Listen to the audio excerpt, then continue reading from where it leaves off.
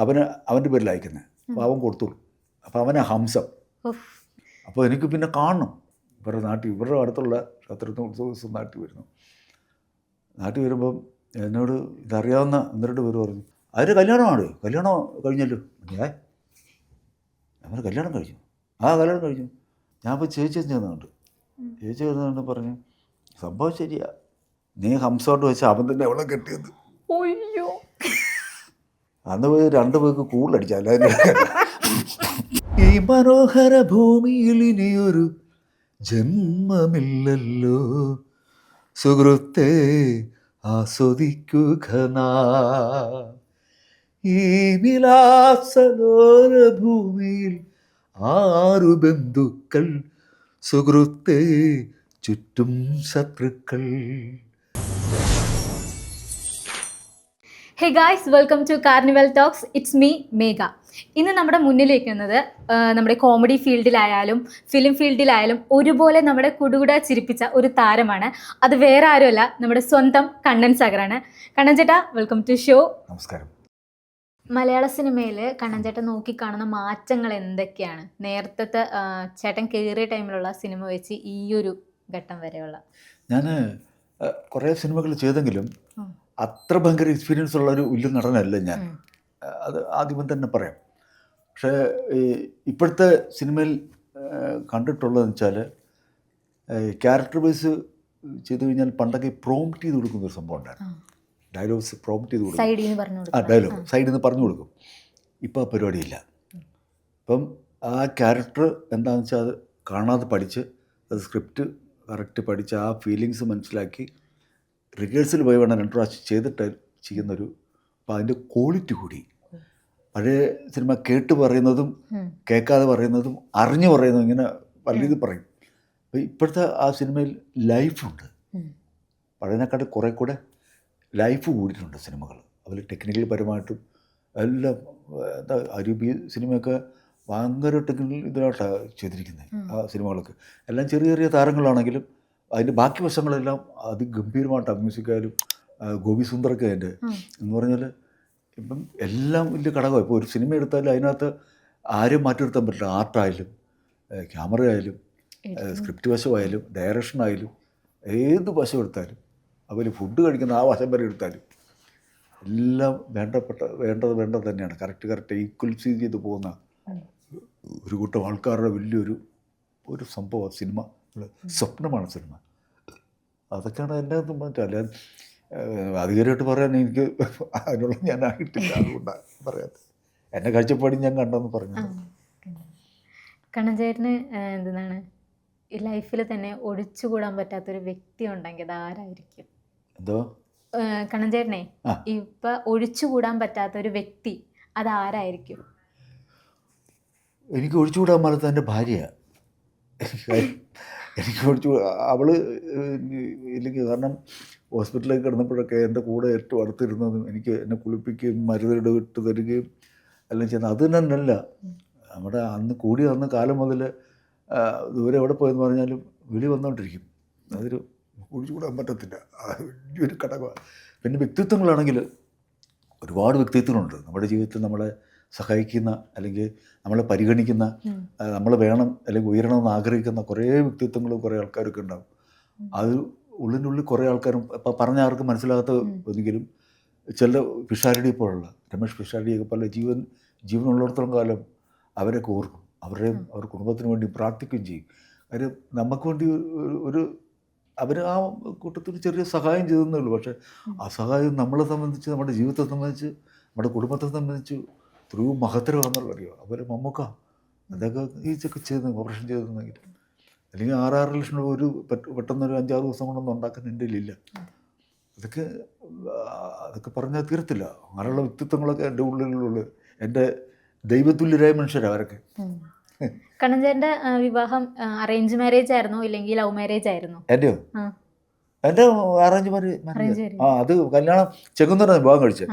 അപ്പം ഞാൻ കുറേ പെണ്ണ് കാണാൻ പോയി.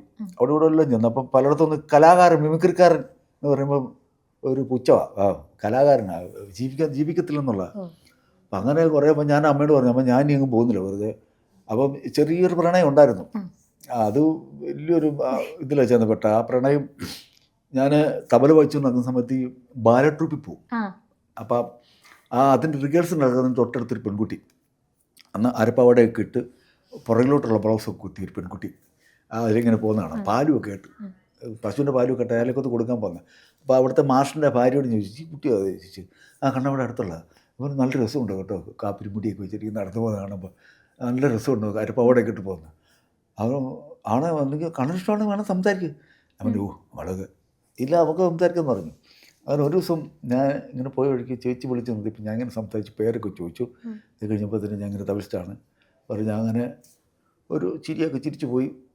പിന്നെ ചേച്ചി ഇല്ലാതെ ഒറ്റയ്ക്ക് പോകുമ്പോൾ വിളിച്ച് സംസാരിച്ചു. ഇങ്ങനായി. പിന്നെ ഞാൻ എൻ്റെ കാര്യം തുറന്നു പറഞ്ഞു, എനിക്കിഷ്ടമാണ്, പറ്റുമോ ഇങ്ങോട്ട് സ്നേഹിക്കാൻ പറ്റുമോ ചോദിച്ചപ്പം എനിക്കറിയത്തില്ല സ്നേഹിക്കാൻ എങ്ങനെയാണ്, സ്നേഹം എങ്ങനെയാണെന്ന് എനിക്കറിയത്തില്ലെന്ന് ആ കുട്ടി പറഞ്ഞു. ഞാൻ പറഞ്ഞു അതൊക്കെ പഠിപ്പിച്ചേരാ, അതൊക്കെ നമ്മൾ കൈകാര്യം ചെയ്തെന്ന് പറഞ്ഞു. അന്നേരം ബാക്കി വീണെന്ന് മനസ്സിലായി.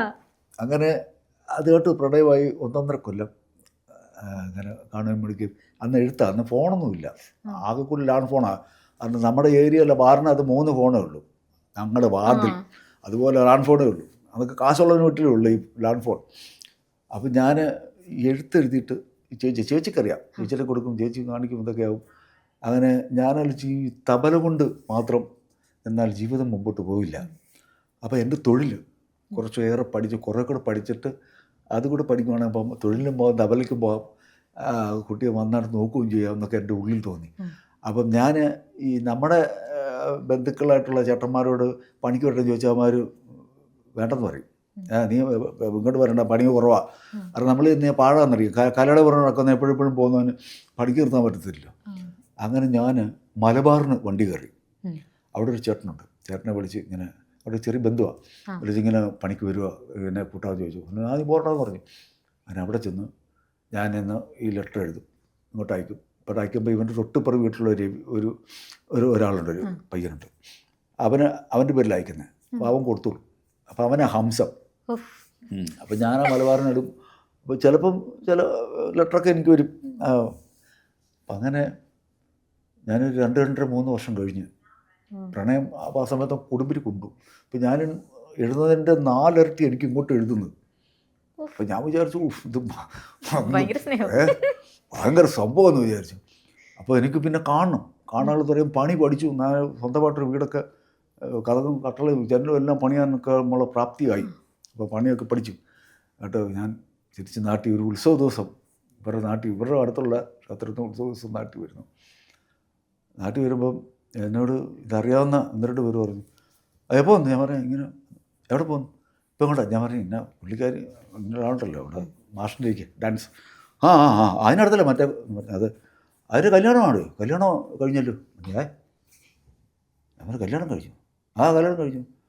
അതിനിപ്പോൾ എന്നെ നടക്കട്ടെ, അത് നിങ്ങൾ തമ്മി ഞാൻ പറയാമോ അതൊക്കെ എങ്ങനല്ലേ. അപ്പോൾ എൻ്റെ മനസ്സിലൊരു ഇത് ഞാൻ അറിഞ്ഞില്ല, പക്ഷേ എനിക്ക് ലെറ്റർ വരുന്നുണ്ട്. ഞാൻ ഇതെന്താ ഇങ്ങനെ സംഭവിച്ചു? ഞാൻ ഇപ്പോൾ ചേച്ചി ചെന്നുണ്ട്, ചേച്ചി വരുന്നുണ്ട് പറഞ്ഞു സംഭവം ശരിയാ. ഞാൻ ലെറ്റർ ആരാ പറഞ്ഞ? ഞാൻ പറഞ്ഞു അവളായിരിക്കും ലെറ്റർ ഇടുന്നുണ്ടായിരുന്നില്ല. അവളൊന്നും അല്ല, അത് വേറെ സംഭവം. നീ ഹംസോട്ട് വെച്ച് അവൻ തന്നെ അവളെ കെട്ടിയത്. അവന് ലെറ്റർ കൊടുത്തേ എന്നിട്ട് അവൻ്റെ ഇരട്ടി എനിക്കും ലെറ്ററും കൊണ്ടിടും. അവളിങ്ങനെ പറഞ്ഞു, ഇവളിങ്ങനെ പറഞ്ഞു എന്നും പറഞ്ഞു അവൻ കെട്ടി. ഞാൻ എന്നാ ചെയ്യാൻ? അന്ന് പോയി 2 പേർക്ക് കൂടുതലടിച്ചു. അല്ലാതെ സാധാരണ കുടുങ്ങിയതിനെക്കാട്ടി 2 പേർക്ക് കൂടുതലടിച്ചു. പക്ഷെ വലിയ സംഭവം ഉണ്ടായി. ആ പ്രണയം കാരണം ഞാൻ എൻ്റെ തൊഴിൽ നന്നായിട്ട് പഠിച്ചു. കാര്യം നല്ല രീതിയിൽ അല്ലെങ്കിൽ ഞാൻ വേറെ രീതി റൂട്ടിൽ പോയനെ. അങ്ങനെ അതിന് ഞാനൊരു 100 നന്ദി ഇന്ന് മനസ്സിൽ സൂക്ഷിക്കുന്നുണ്ട്. ഇവരുടെ പ്രണയം. അപ്പോൾ ഈ കല്യാണത്തിൻ്റെ കാര്യം പറഞ്ഞത്, ഞാനിങ്ങനെ പെണ്ണ് കാണാൻ ഒന്നും നടക്കുന്നൊന്നും ഇല്ലാത്തതുകൊണ്ട് ഈ ഇതൊക്കെ മനസ്സിലുള്ളതുകൊണ്ട് വിഷമം ചിലപ്പോൾ അമ്മ പറഞ്ഞു, നീ എടാ എൻ്റെ അച്ഛൻ്റെ മകളൊരു അപ്പച്ചിയുണ്ട്, അവളെ ഇങ്ങനെ പറഞ്ഞു ഇങ്ങനെ അടുത്തൊരു പെണ്ണുണ്ടെന്ന് പറഞ്ഞു, ചെങ്ങന്നൂരാന്ന് പറഞ്ഞു. ഞാൻ പറഞ്ഞു ഞാനങ്ങ് പോകുന്നില്ല. അപ്പോൾ നീ അവിടെ വരെ ചുമ്മാ ഒന്ന് പോയി കാണാൻ പറഞ്ഞു. അങ്ങനെ ഞാനും എൻ്റെ കൂട്ടുകാരനും കൂടെ കൂടി ഈ ചെങ്ങന്നൂർ വീട്ടിൽ കാണാൻ ചെല്ലുക. അപ്പോൾ പ്രതീക്ഷ ഒന്നുമില്ല, ചുമ്മാ കണ്ടിട്ട് പോരാ. ചെന്ന് കയറുമ്പോഴത്തന്നെ കാണുന്നത്, അപ്പോൾ അന്ന് കൊച്ചിൻ ജോക്സ് ഉണ്ടല്ലോ റഹ്മാനിക്കയുടെ കൂടെ, അന്ന് ഈ പെട്ടി കാസറ്റ് ഇറങ്ങും, വീഡിയോ കാസറ്റ്. അത് ഇറങ്ങിയ സമയമാണ് അന്നൊക്കെ. അപ്പോൾ അന്ന് കൊച്ചിൻ ജോക്സിൻ്റെ ഈ കാസറ്റ് ഇറങ്ങിയിട്ടുണ്ട്. അത് ഗൾഫേരിയിലൊക്കെ ഭയങ്കര ഹിറ്റായി. അപ്പോൾ അത് ഗൾഫിൽ നിന്ന് വന്നവരൊക്കെ ഓരോ വീടുകളിൽ കൊണ്ടുപോകും, അല്ലാതെ കിട്ടത്തില്ല. അല്ലെങ്കിൽ പിന്നെ വീഡിയോ ലൈബ്രറിയിൽ ചെന്ന് എടുക്കണം. അപ്പം ഞാൻ അവിടെ ചെല്ലുമ്പോൾ കാണുന്നത് ടി വിക്കകത്ത് ഈ ബീസാറിനകത്ത് എൻ്റെ ഈ സ്കിറ്റ് ഇട്ട് കണ്ടുകൊണ്ടിരിക്കുക. സ്കിറ്റ് പറഞ്ഞാൽ കൊച്ചിൻ ജോക്സിൻ്റെ പരിപാടി ഇട്ട് കണ്ടുകൊണ്ടിരിക്കുക. ഗൾഫ് കാസറ്റാണ്, അവരുടെ ആങ്ങള് ഗൾഫിലാണ്. പുള്ളി വന്നപ്പോൾ കൊണ്ടുവന്ന് കണ്ടുകൊണ്ടിരിക്കുക. ഞാനവിടെ കയറി ചെന്നു ഇരുന്ന് എന്നെ ഇങ്ങനെ ഞാനിങ്ങനെ നോക്കി, കുട്ടികളുണ്ടാണ്, ഞാനില്ലടാ അത്. ഞാൻ അതെന്ന് പറഞ്ഞു. ഞങ്ങളിങ്ങനെ ജോക്സിൻ്റെ ചെയ്താ. അപ്പോൾ ഈ ഇരിക്കുന്ന ഇവിടെ ആങ്ങളെ അപ്പുറത്തിരിപ്പുണ്ട്. ആങ്ങളെ ആദ്യം നോക്കിയിട്ട് എന്നെ നോക്കിയിട്ട് അളിയനല്ലേ ആളിയാ പറഞ്ഞാ ഞാൻ പറഞ്ഞാ അതെ. അപ്പോൾ ഈ കല്യാണം ഫിക്സായി. അത് പറഞ്ഞു, ഈ ഇവിടെ ആങ്ങളെ ഈ കല്യാണം മതി, അല്ലെങ്കിൽ ഇവിടെ പണി എനിക്ക് കലാകാരനാണ്, നമ്മുടെ സിനിമ കാണുന്ന ആൾ വന്നിരിക്കുന്നു പറഞ്ഞ് അവരുടെ നിർബന്ധം. അങ്ങനെ കല്യാണം ഉറച്ചു. അവളെ ഞാൻ ഇപ്പോൾ കെട്ടിയിരിക്കുന്നത്. എൻ്റെ കാസറ്റ് കണ്ടിട്ട് അങ്ങനെ അങ്ങനെ ഉറച്ച കല്യാണം വർഷങ്ങൾക്ക് മുമ്പ്. അടിപൊളിയായിട്ട് പോകുന്നു. അതെ അതെ. പിന്നെ മക്കളും മരുമക്കളും മക്കളും ഭാര്യയും ഒക്കെ ആയിട്ട് ഒരു കുഴപ്പമില്ല, സന്തോഷമായിട്ട് പോകുന്നു. ഉള്ളതുകൊണ്ട് ഓണം പോലെ ആയിട്ട് കഴിഞ്ഞു പോകുന്നു. അത്രേ ഉള്ളൂ. പിന്നല്ല ധാരാളം. അപ്പോൾ ഒരു മൂന്നാല് ക്വസ്റ്റ്യൻസ് അത്രേ ഉള്ളൂ, പെട്ടെന്ന് ഉത്തരം പറഞ്ഞു കേട്ടോ. ഏറ്റവും കള്ളം പറഞ്ഞിട്ടുള്ള ആരോടാണ്? ഡയറക്ടർമാരോടാണോ ഇല്ലെങ്കിൽ ഭാര്യനോടാണോ?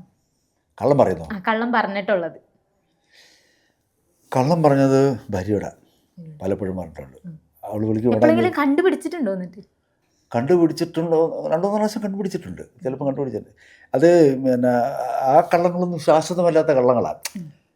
നിമിഷങ്ങൾക്ക് വേണ്ടിയിട്ട് നമ്മൾ പറയുന്ന ഇന്നടത്ത് നമ്മളിപ്പം ഇന്നടത്ത് നിൽക്കുക എന്ന് പറഞ്ഞാൽ ചിലപ്പോൾ നമ്മളവിടെ ആയിരിക്കത്തില്ല. അല്ലെങ്കിൽ ഞാൻ ഇന്നടത്തുനിന്ന് വന്നോണ്ടിരിക്കുന്നു, പക്ഷെ നമ്മളവിടെ നിന്ന് ആയിരിക്കുന്നില്ല. അങ്ങനെയുള്ള ചില നിലനിൽപ്പിന് വേണ്ടി കുഞ്ഞു കള്ളം ഭാര്യയുടെ കൊണ്ടുള്ളൂ. അല്ലാതെ നമ്മുടെ തൊഴിൽപരമായിട്ട് നമ്മൾ ആരോടും ഇതുവരെ കള്ളം പറഞ്ഞിട്ടില്ല.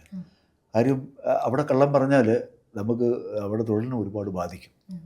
അതുകൊണ്ട് സത്യസന്ധമായിട്ട് നമ്മൾ ഇന്നടത്ത് ഇന്നതെന്ന് പറഞ്ഞാൽ ഞാൻ ഇന്നടത്തുണ്ട്, ഇന്ന സമയത്ത് വരാമെന്ന് പറഞ്ഞാൽ ഇപ്പം എവിടെയെങ്കിലും എൻ്റെ ഒരാൾ വിളിച്ചു കഴിഞ്ഞാൽ മാക്സിമം 1/2 മണിക്കൂർ മുമ്പ് അല്ലെങ്കിൽ 1 മണിക്കൂർ മുമ്പ് ഞാൻ അവിടെ ചെല്ലും പറഞ്ഞാൽ ഒന്നാമത്തെ അവരുടെ ടെൻഷൻ കുറയ്ക്കുക.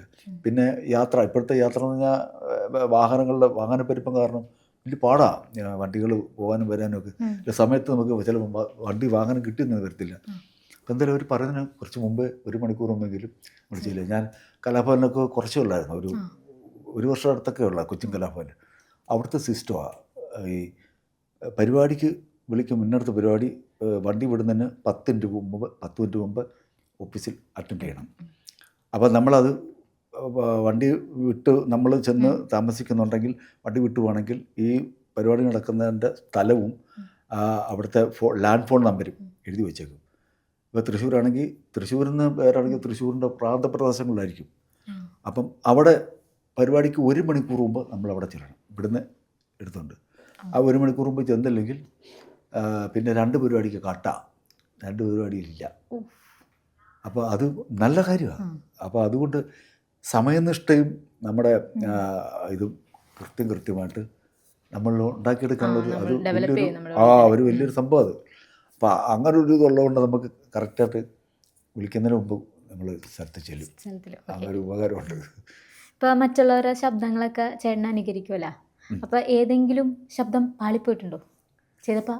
അപ്പോൾ അടുത്തിരിക്കുന്നവർ എടാ ചെയ്ത് ശരിയായില്ല കേട്ടാ, വേറെ ആരുടെ സൗണ്ട് കയറിപ്പോയി, അങ്ങനെ എന്തെങ്കിലും ആരെങ്കിലും പറഞ്ഞിട്ടുണ്ടോ? സ്കിറ്റുകളൊക്കെ അത് ഒത്തിരി സ്ഥലത്ത് സംഭവിച്ചിട്ടുണ്ട്, ഒരുപാട് സ്ഥലത്ത് സംഭവിച്ചിട്ടുണ്ട്. നമ്മൾ പറയുന്നത് മാറിപ്പോയിട്ടുണ്ട്. സ്കിറ്റ് റിഹേഴ്സൽ ചെയ്ത് അതുപോലെ ചിലപ്പം ചെയ്യാൻ പറ്റാതെ വന്നിട്ടുണ്ട്. അത് ഒത്തിരി അടുത്ത് സംഭവിക്കും. അത് അങ്ങനെ അത് പറ്റിയിട്ടുണ്ട്. പിന്നെ ഡാൻസ് ആണോ പാട്ടാണോ സ്വന്തമായി ചെയ്യുമ്പോൾ ചിരി വരാറുള്ളത്? ഡാൻസ് അങ്ങനെ ചെയ്യാറില്ല ഞാൻ. ഡാൻസിന് തബലയും മൃദംഗമൊക്കെ വായിക്കാൻ പോയിട്ടുണ്ട്. ഈ ബാലയ്ക്ക് പണ്ടത്തെ ആൾക്കാരൊക്കെ ഈ ഡിസ്കോ ഡാൻസിൻ്റെ ഒക്കെ വലിയ ആൾക്കാരാണല്ലോ. അതെന്ന് വെച്ചാൽ ഒരു 2 ഡയലോഗിന് 3 പാട്ടാ. വൃത്തിമ്പുറ വിളിച്ച പിന്നെ പാട്ട് തുടങ്ങുക. അപ്പോൾ തബല വായിച്ച് മാറ്റി വെച്ചിട്ടുണ്ടെ മൃദംഗം കൊടുത്ത് പിന്നെ വായിച്ചു നമ്മുടെ ഈ 2 സൈഡും തകർന്നു പോകും. കാരണം അന്നൊക്കെ ലൈവാണ് ഇതൊക്കെ ചെയ്യുന്നത്. അങ്ങനെ കുറേ ചെയ്തിട്ടുണ്ട്. അപ്പം അതുകൊണ്ട് ചേട്ടൻ പാട്ടൊക്കെ പാടുമോ? ചെറുതായിട്ടൊക്കെ ഞാൻ പാടും, ജസ്റ്റൊക്കെ പാടും. എനിക്ക് വേണ്ടി ഒരു രണ്ടുപേരും മൂളോ? തീർച്ചയായിട്ടും. ഞാൻ ഒരു പിന്നെ ഒരു കവിതയുടെ ഒരു 4 വരി ഞാൻ എവിടെയെങ്കിലും പോകുമ്പോൾ പാടാറുള്ളതാണ്. കാരണം ഞാൻ ക്ഷണിക്കപ്പെട്ട വേദിയിലേക്ക് ചെല്ലുമ്പോഴേ, കാരണം അതിനകത്ത് 1-2 ഈ നമ്മുടെ മനസ്സിൽ ടച്ച് ചെയ്യുന്ന 1-2 വാക്കുകളുണ്ട്. അതുകൊണ്ട് ഞാൻ ആ കവിത ചൊല്ലും. അത് വത്സൻ എന്ന് പറഞ്ഞൊരാൾ എഴുതിയ, പുള്ളി പേരാമ്പ്രക്കാരനാണ്, കോഴിക്കോട്. സാധാരണപ്പെട്ട ആളാണ്, പക്ഷെ പുള്ളിയുടെ കവിത ഭയങ്കര വൈറലായി, നമുക്കെല്ലാം അറിയാവുന്ന കവിതയാണ്. പക്ഷെ അതിലെ ഒരു 3-4 വരി ഞാൻ ജസ്റ്റ് ഒന്ന് പാടാം. പാടിക്കാം. ഈ മനോഹര ഭൂമിയിൽ ഇനിയൊരു ജന്മമില്ലല്ലോ സുഹൃത്തെ, ആസ്വദിക്കുക നാം. ഈ വിലാസലോല ഭൂമിയിൽ 6 ബന്ധുക്കൾ സുഹൃത്തെ, ചുറ്റും ശത്രുക്കൾ. സർവം മറക്കുവാൻ അല്പം മദ്യം നുകർന്നു ഞാൻ, സൗഖ്യം നുകരുമ്പോൾ അരുതേ ചതഞ്ഞ വേദാന്തം. ഓരോ മനുഷ്യനും ഓരോ ദിനമുണ്ടാറടി മണ്ണിനു ജന്മികൾ നമ്മൾ.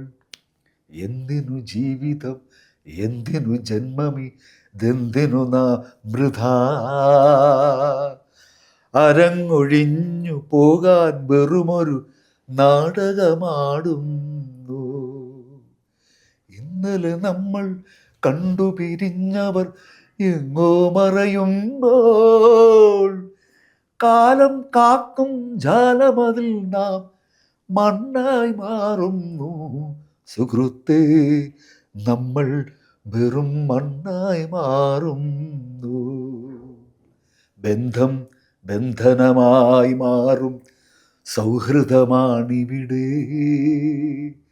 ധനവും ധാന്യവും ഇല്ലാണ്ടായാൽ സഹചരുമില്ലിവിടെ. ഇന്നലെ നമ്മൾ കണ്ടുപിരിഞ്ഞവർ എങ്ങോ മറയുമ്പോൾ, കാലം കാക്കും ജാലമതിൽ നാം, കാലം കാക്കും ജാലമതിൽ നാം മണ്ണായി മാറുന്നു. സുഹൃത്തേ, നമ്മൾ വെറും മണ്ണായി മാറുന്നു. പരസ്പരം സഹായിക്കുക, പരസ്പരം സ്നേഹിക്കുക, ഉള്ളത് മറ്റുള്ളവർക്ക് കൊടുക്കുക, നല്ലവനായിട്ട് ജീവിക്കുക. ഈ കവിത ഇത് നല്ല കവിത. ഞാൻ ഈ വരികളേ മനസ്സിൽ തട്ടുന്നതുകൊണ്ട് ഞാൻ ഇടയ്ക്ക് പോകുമ്പോഴൊക്കെ പാടാറുണ്ട്. ചോദിച്ചുകൊണ്ട് ഞാൻ പാടി. പിന്നെ വരികളുണ്ട്, വേറെ ഉണ്ട്. പക്ഷെ ഇത് ഒന്നുമില്ല, നമ്മളൊന്നുമില്ല, നമുക്ക് ധനവും ധാന്യം കിട്ടിയിട്ടൊന്നും ഒരു കാര്യമില്ല. എന്നാലും നമ്മൾ ഒരു എൻഡുണ്ടല്ലോ, അതേ ഉള്ളൂ. പിന്നെ എപ്പോഴെങ്കിലും പ്രധാനപ്പെട്ടതായി കരുതിയിരുന്ന സാധനം, ഇല്ലെങ്കിൽ ചെയ്യണം, ഇല്ലെങ്കിൽ എടുക്കണം എന്ന് വിചാരിച്ച സാധനം പ്രധാനപ്പെട്ടതാണ്, അത് മറന്നു പോയിട്ടുണ്ടോ? മനസ്സിലായില്ല. ഇപ്പൊ ഒരു ദിവസം പ്രധാനം എന്ന് കരുതിയത് മറന്നു പോയിട്ടുണ്ടോ? ഞാൻ മറവികൾ പലയിടത്തും സംഭവിച്ചിട്ടുണ്ട്, പല ഇതിലും. പക്ഷെ അത് നിസ്സാര മറവികളാണ്. കഴിവതും എന്താണെന്ന് ശരിയോ, നമ്മുടെ ജീവിതം ശരിയില്ല. നമ്മൾ എന്തൊക്കെ വേണം നമുക്ക്. ഇപ്പം എന്നെ സംബന്ധിച്ച് ഫോൺ ആവശ്യമുണ്ട്, ഫോണിൻ്റെ ചാർജർ ആവശ്യമുണ്ട്. ഇങ്ങനെ ഓരോ അതിനുവേണ്ടി ഞാൻ ഒരു കുഞ്ഞ് ബാഗുണ്ട്, അതിനകത്ത് കൊണ്ടു നടക്കും. പല ഇതിലൊന്ന് മറന്നു വെച്ചാൽ എന്നെക്കാളും പെട്ടെന്ന് ഓർത്ത് വിളിച്ച് പറയുന്നു, വൈഫ് വിളിച്ച് പറയും, ഇത് ഇന്ന് എടുത്താന്ന് ചോദിക്കും. കാര്യം കുഞ്ഞു കുഞ്ഞു മറവികൾ വരുമ്പോൾ ഉള്ളത് കൊണ്ട് അവൾ വിളിച്ച് പറയും, ഇന്ന സാധനം എടുത്തായിരുന്നോ, ഇതെടുത്തായിരുന്നോ, ഗുളിക എടുത്തായിരുന്നോ, ഇന്ന സമയത്ത് കഴിക്കണ്ടേ, ഇതൊക്കെ വിളിച്ച് ചോദിക്കും. അന്നേരം നമ്മളത് ഓർത്തിട്ട് നമ്മൾ നോക്കുമ്പോൾ ഇല്ലെങ്കിൽ ഇല്ല, അന്ന് തിരിച്ചു വന്ന് എടുത്തുകൊണ്ട് പോകാൻ പറയും. തിരിച്ചു പോയി അങ്ങനെ എടുത്തിട്ട് അങ്ങനെയുള്ള കൊച്ചു മറവികളുള്ളൂ. അല്ലാതെ ജീവിതത്തിൽ മറവി വന്നാൽ പിന്നെ മനുഷ്യനില്ല. വലിയ മറവികൾ വന്നാലേ, പക്ഷെ പലരും മറക്കും, വന്ന വഴി മറക്കും ചിലര്. അതൊരു വലിയൊരു മറവിയാണ്. മറക്കരുത്, വന്ന വഴി എല്ലാം ഓർക്കണം. കണ്ടവരെയും കാണാത്തവരെയും നമ്മൾ സ്നേഹിച്ചവരെയും എല്ലാവരും നമ്മൾ, അതൊന്നും മറവി പാടില്ല മനുഷ്യന്.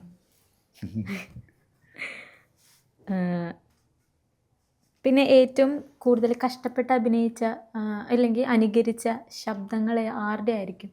ഇപ്പം സിനിമാ കലാകാരന്മാരുടെയൊക്കെ ശബ്ദങ്ങൾ ചേട്ടൻ എടുക്കാറുണ്ടോ? എനിക്ക് കൂടുതൽ ആക്ഷൻ കോമഡിയാണ് ആ. ഞാൻ ചെയ്തുകൊണ്ടിരിക്കുന്നത്. ഈ സ്കിറ്റുകളിലെല്ലാം ചെയ്യുന്നത് നടന്മാരെ അങ്ങനെ ഒത്തിരി പേര് അനുകരിക്കാറില്ല. കാരണം എന്നാലും ഏറ്റവും കൂടുതൽ അനുകരിക്കാൻ എളുപ്പമായിട്ടുള്ളത് ആരുടെ ആയിരുന്നു ചേട്ടന്? എനിക്ക് ആ. കൈഡി കിട്ടിയിട്ടുള്ളോ? കൈഡി കിട്ടിയിട്ടുള്ളത്. ഇപ്പോൾ ഞങ്ങൾ പല വിധത്തിലും പല ചിത്രമുണ്ടെങ്കിലും ഈ ഒരു ഭാഗവത പാരായണം എന്ന് പറഞ്ഞൊരു സ്കിറ്റ് ഞാനും മനോജ് ന്യൂസോട് ചെയ്ത അത് ചെയ്ത് ഭയങ്കര ശകലമുള്ള സംഭവം, പക്ഷേ അത് ഭയങ്കര വൈറലായിട്ടുള്ളൊരു സ്കിറ്റാണ്. അതിന് കുറേ കൈഡി കിട്ടിയിട്ടുണ്ട്. അതിന് പിന്നെ അറിയാവുന്ന ചില നടന്മാരും നടിമാരും ഒക്കെ ഉണ്ട്. അത് നടന്മാരൊക്കെ ചെയ്യും ഈ സ്കിറ്റുകൾ ചെയ്യുന്നതിനകത്ത്. അങ്ങനെ ഭയങ്കര കൈഡി കിട്ടിയിട്ടില്ല, അത് മൊത്തത്തിലുള്ള ഇതേ ഉള്ളൂ. പക്ഷേ ഈ അതൊരു പാട്ടുമായിട്ട് ബന്ധപ്പെട്ട് ഇങ്ങനെ താനിന്നലെ വായനയും കഴിഞ്ഞ് പടിയഞ്ഞാറോട്ടുള്ള വഴിയെ പടിയഞ്ഞാറോട്ട് പോകുമ്പോൾ തനിക്ക് ഏതാണ്ടൊക്കെ എവിടെ വെച്ചേതാണ്ടൊക്കെ സംഭവിച്ചത് നമ്മുടെ കൂടെ പണ്ട് സ്കൂളിൽ പഠിച്ച ദാക്ഷായണി നമ്മുടെ ദാക്ഷായണി എന്നോട് ഇത്തം അരുൾ ചെന്നെ കേശവ ഇതുണ്ട് പത്മനാഭോ ഞാനിന്നലെ വായനയും കഴിഞ്ഞ് പടിയഞ്ഞാറോട്ടുള്ള വഴിയെ പടിയഞ്ഞാട്ട് തിരിഞ്ഞിരുന്ന ഞാൻ മൂത്രമൊഴിച്ചു കൊണ്ടിരിക്കുമ്പോൾ നമ്മുടെ നാഷായുടെ പട്ടി വന്നെൻ്റെ ദേഹമാസകലം കടിച്ചു പറിച്ചെന്ന പത്മനാഭോ പട്ടി വന്നാദ്യം എൻ്റെ കാലിൽ കമ്മി, പിന്നിന്നവിടെ എൻ്റെ മുട്ടയെ കടിച്ചു, പിന്നെ വിടുന്നെൻ്റെ തുടകൾ കടിച്ചു, പിന്നീടിൻ്റെ പിന്നെ കൃഷ്ണ കൃഷ്ണ അങ്ങനെ ഇങ്ങനെ പോകുന്ന സാധനമാണ്. കുറച്ചുള്ളതിലും ആ സംഗീതമായിട്ട് ബന്ധപ്പെട്ടായതുകൊണ്ട് കേട്ടിരിക്കാനും. അതായത് ഞങ്ങളൊക്കെ ഇപ്പൊ തന്നെ എന്തെങ്കിലുമൊക്കെ തന്നു കഴിഞ്ഞാൽ ഇമ്പോസിഷൻ 10-12 പ്രാവശ്യം എടുത്തിട്ടാണ് ഞങ്ങൾ കാണാണ്ട് പഠിക്കുന്നത്. ഇങ്ങനെയുള്ള ഇതൊക്കെ പണ്ടുണ്ടാക്കിയ കോമഡികളാണ് ഇതൊക്കെ കേട്ടോ. ഒരു ഇത് ഞാൻ ഇപ്പം 26-27 വർഷം മുമ്പുള്ള അന്ന് വീഡിയോ ചെയ്തിട്ടുണ്ട് ഈ തമ്മ. അങ്ങനെയുള്ള കുറെ സ്കിറ്റുകളൊക്കെ നമ്മുടെ ഓർമ്മയിൽ. കൊല്ലം സുധി ചേട്ടനായിട്ട് വർക്കൊക്കെ ചെയ്തിട്ടുണ്ടോ? ഏതാ? കൊല്ലം സുധി. കൊല്ലം സുധിയായിട്ട് സ്കിറ്റ് ചെയ്തിട്ടുണ്ട്. മനോരമയിൽ ചെയ്തിട്ടുണ്ട്, നമ്മുടെ അമൃത ചാനലില്ല അവിടെയും ചെയ്തിട്ടുണ്ട്. പിന്നെ ഞങ്ങൾ ഉദ്ഘാടന വേദികളിൽ ചില സ്കൂൾ വേദികളൊക്കെ ഗസ്റ്റായിട്ട് പോയിട്ടുണ്ട്.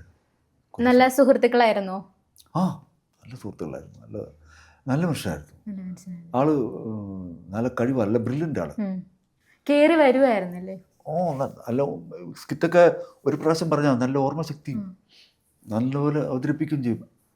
പുള്ളിക്ക് പുള്ളിയുടെ ഒരു ശൈലിയുണ്ട്, നല്ല രസമുള്ള ശൈലിയിൽ അവതരിപ്പിക്കും. ഞങ്ങൾ നല്ല സുഹൃത്തുക്കളായിരുന്നു. ചേട്ടാ ഇങ്ങനെ മരണപ്പെട്ടപ്പോൾ കാണാനൊക്കെ പോയിരുന്നോ? പിന്നെ പോയി, തലേദിവസം പോയി, അതിന് പോയി, മരണത്തിന് പോയിരുന്നു, കണ്ടിരുന്നു. അത് പിന്നെ ഉല്ലാസിന് സുഖമില്ലായിരിക്കും അറിയത്തില്ലേ?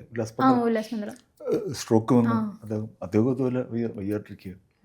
ഞാൻ വിളിക്കാറും പോയി കാണാറൊക്കെ ഉണ്ട്. ബെറ്റർ ആയിട്ട് വരുന്നുണ്ടോ? ആർട്ടിസ്റ്റുകൾ ഇതാണ് കാലം ചെല്ലും തോറും നമ്മൾ ചിലർക്ക് താഴെ പോകും, ചിലർ മേളി വരും. അപ്പോൾ പലരും ചോദിക്കും ഇത്ര നാളായിട്ട് സിനിമ അല്ല ഈ മിമിക്രി ഫീൽഡൊക്കെ നിന്നിട്ട് സിനിമാക്കാരെയൊക്കെ ഇത്ര പരിചയം ഉണ്ടായിട്ടും ഞാൻ വലിയ ആളാകത്ത് എന്നൊക്കെ ചോദിക്കാറുണ്ട്. ആളെന്ന് വെച്ചാൽ സാമ്പത്തികമായിട്ട്. പക്ഷെ ഇതിനൊക്കെ ഒരു സമയവും സന്ദർഭങ്ങളും പിന്നെ ഓരോരുത്തർ മനസ്സിൽ നമ്മളെക്കുറിച്ച് ചിന്തിക്കുകയും ഒക്കെ വേണം. നമ്മളിപ്പോൾ പ്രാർത്ഥിക്കേണ്ട മറ്റും നമുക്ക് വേണ്ടി നമ്മുടെ കുടുംബത്തിന് വേണ്ടിയതിനേക്കാളും ഉപരി നമ്മളെക്കുറിച്ച് ചിന്തിക്കാൻ ആൾക്കാർ ഉണ്ടാവണമെന്നാണ് പ്രാർത്ഥിക്കേണ്ടത്. എങ്കിലേ നമുക്ക് വർക്കുകളും കാര്യങ്ങളും കിട്ടത്തുള്ളൂ. ആണ് നോക്കുന്നത്. പിന്നെ ഓരോ കാലഘട്ടത്തിലും ഓരോരുത്തർക്കും ഓരോ ഇതുണ്ടാവും. ഇപ്പം നമുക്ക് എല്ലാവർക്കും ഉണ്ടാകുമെങ്കിലും അതിനെക്കുറിച്ച് ഇപ്പോഴൊന്നും ചിന്തിച്ച് വറിയിടാവുകൊണ്ട് കാര്യമൊന്നുമില്ല. എന്ത് വരുന്നെങ്കിലും നമ്മൾ മുമ്പോട്ട് പോകുന്നതേ ഉള്ളൂ, അത്രേ ഉള്ളൂ. ഇപ്പം തന്നെ ഇത് വന്നിട്ടിരിക്കുകയല്ലേ.